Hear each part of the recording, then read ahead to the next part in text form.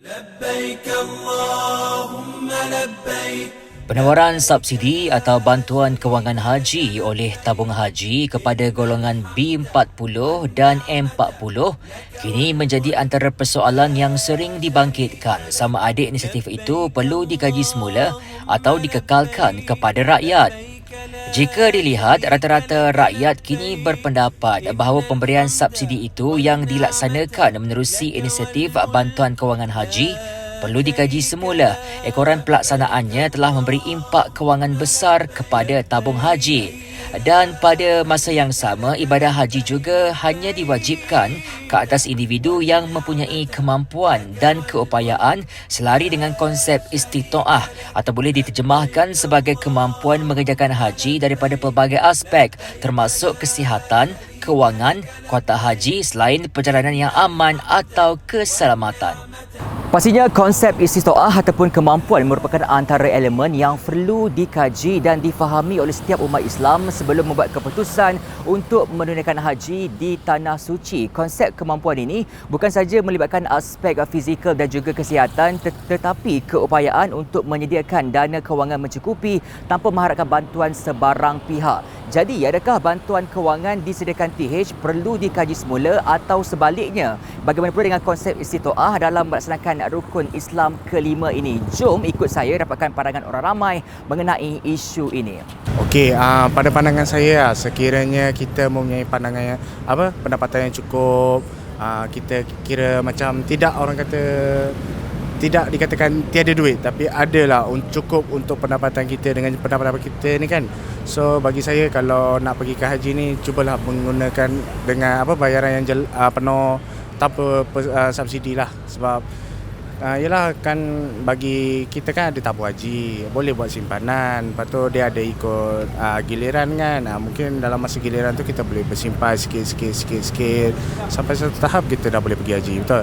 Tapi jika orang yang berpendapatan tinggi, jadi dia bolehlah pergi terus tanpa tunggu giliran kan. Tapi itu kira tak perlu subsidi pun. Macam tu, bagi itulah pandangan saya.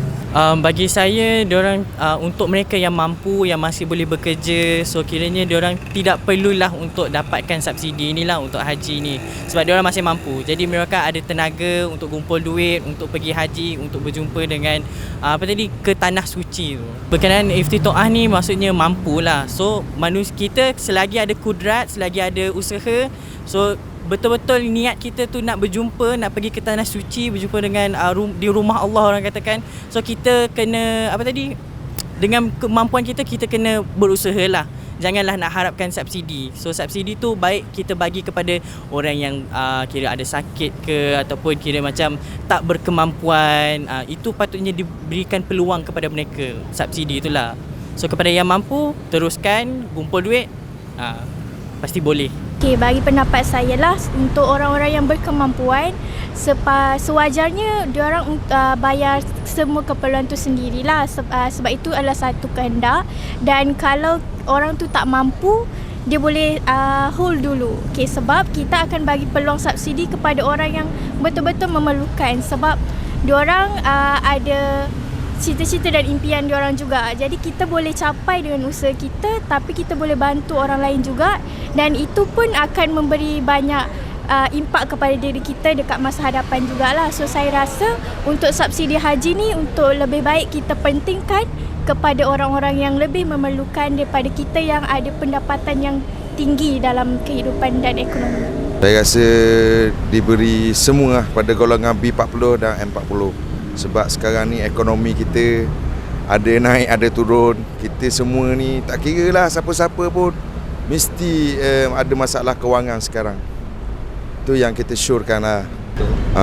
Kalau boleh kerajaan dapat naikkan lagi daripada 10,000 ke 13,000 ke, saya syorkan je lah. Tapi saya sebagai B40 ni, itulah yang kita boleh cakap. Memang sekarang ni ekonomi kita jatuh sangat-sangat. Memang dia mesti kekalkan. Pasal banyak sekarang ekonomi pun meleset kan. Lepas tu inflasi, lepas tu banyak orang susah. Kerajaan sepatutnya kekal lah, lepas tu bagi. Kalau tak bagi, macam mana orang nak pergi buat menunaikan haji? Kalau 10,000 itu boleh pergi menaikkan haji. Kalau tak bagi subsidi susah nanti. Baiklah, secara kesimpulannya, ramai yang mahukan tabung haji untuk mengkaji semula pemberian bantuan kewangan haji dengan mengambil kira konsep istitoah di mana mereka yang mampu perlu membayar secara penuh.